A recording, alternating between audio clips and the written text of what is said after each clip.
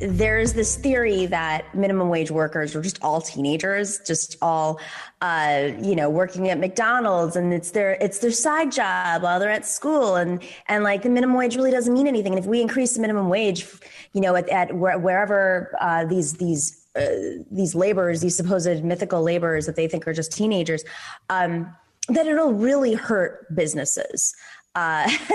We have this clip of one of our favorite Fox hosts explaining to us just how the minimum wage increase should work. And this is, of course, in response to Democrats in the House and the Senate proposing a $15 minimum wage by 2025, which I addressed in the opening. Here's the other argument that maybe things have changed a bit, and that is during the 2020 election down in Florida, Florida passed it by 60%. They have gone ahead and okayed the minimum wage at $15 an hour.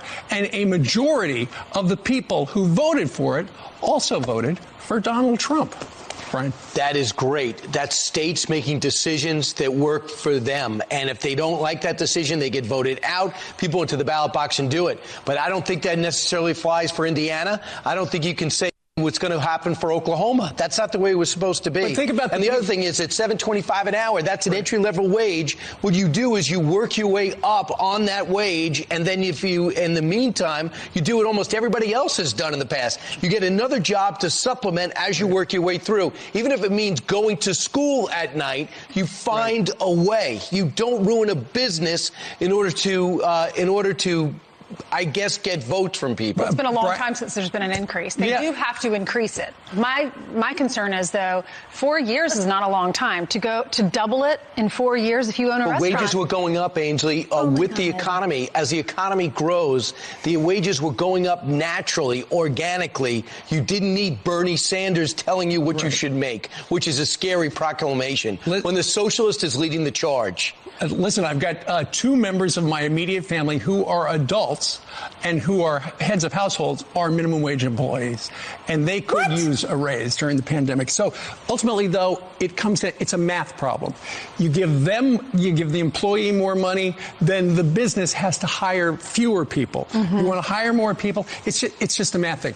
Oh my God! First off, I don't. So close to Yes, so close. It needs to increase, but oh my God, doubling it in 4 years, doubling it from $7 an hour.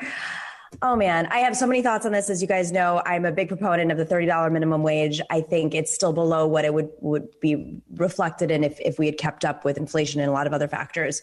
But I mean, in cities alone, like there's no way you can support yourself off of $7 an hour or $15 an hour. It's comical, it's insulting. And I think, Ducey starting off with Trump voters supported it too should maybe trigger them. Maybe they realize that their audience doesn't agree with what they're saying. Well, what was remarkable to me was this, what Kilmeade said. He was saying that, why do I know his name? That's really depressing also. But what was remarkable is that Kilmeade, he said, don't penalize a business, make someone work 2 jobs and go to school at night. And what's amazing to me is that why do we have to prioritize some business owner versus all the employees and say you have to crawl and, go through the mud in every single step of the way, struggle just so some guy who owns, it's not even a small business. Most, businesses that pay the minimum wage small businesses are struggling. 300,000 of them have closed. It's not those people who are fighting the minimum wage increase. It's the big businesses that like Amazon that does not want to let their employees unionize in Alabama. And so, beyond that, it is like Ducey said, why do I know their names? Only half of minimum wage workers are 25 and younger. The other half are 25 and older, full-grown adults, people that probably have to support families. And so the fact he's so wrong in so many ways, just the philosophical and just numerical, mathematically, it's absurd to me. What's interesting about this are the fight for 15 has been going on for 10 years. And I appreciate Bernie Sanders for taking the lead on this, but I felt like he could have gone a little bit bolder and said, we've been fighting this for 10 years, and at this rate, it'll be 15 years once this gets passed. And as you said, Jordan, I mean, half of them are under 25 years old, plenty of 25-year-olds who are head of households, by the way, those under 25. But, the majority of them are women and women of color. And if we remember the fight for 15, it was led by women of color. Simon, I mean, How do you think that we counter this message when our biggest advocate for the $15 minimum wage is Bernie Sanders? And we're like, what? That's not enough. Let's go.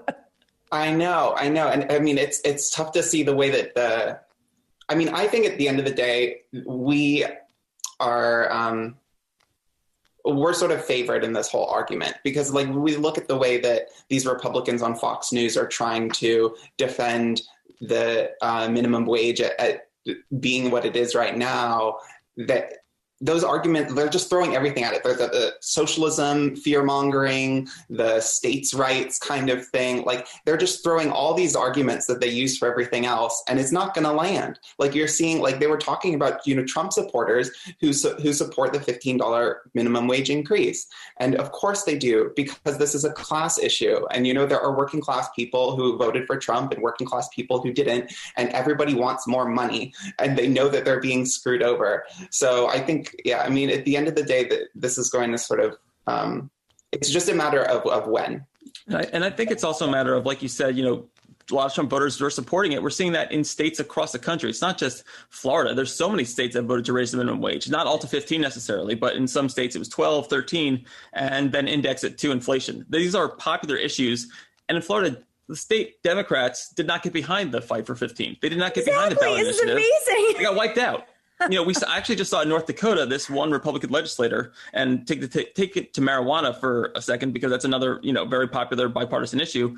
He's like, I'm against weed, but it's going to be legalized. South Dakota just voted to legalize it. He introduced his own bill to legalize Bill 1420, of course, as it's called, House bill, and to legalize it in like as small a way as possible.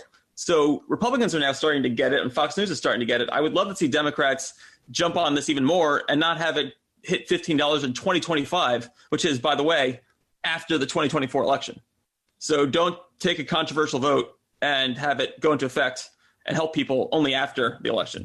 So exactly. It's just not strategically effective. Go ahead, Simon. They want to use They want to use it for their 2024 campaign.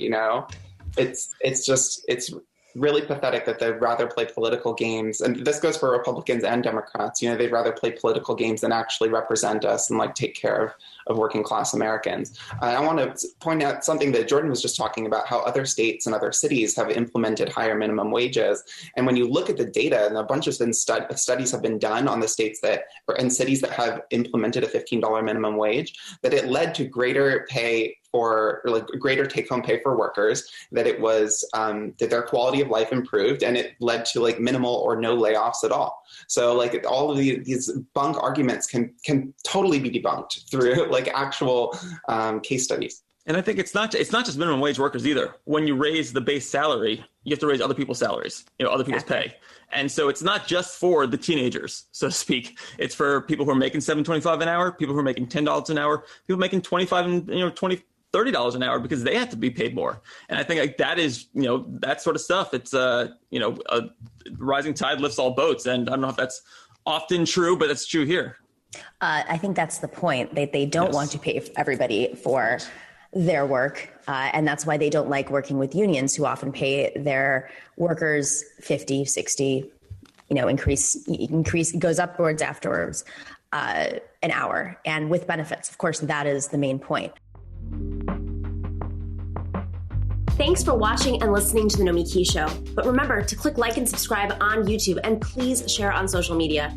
If you're not already a patron, please join us for as low as $5 a month on patreon.com/The Nomiki Show for early and special content. That investment makes a huge difference. We are not corporate media raking in the dough.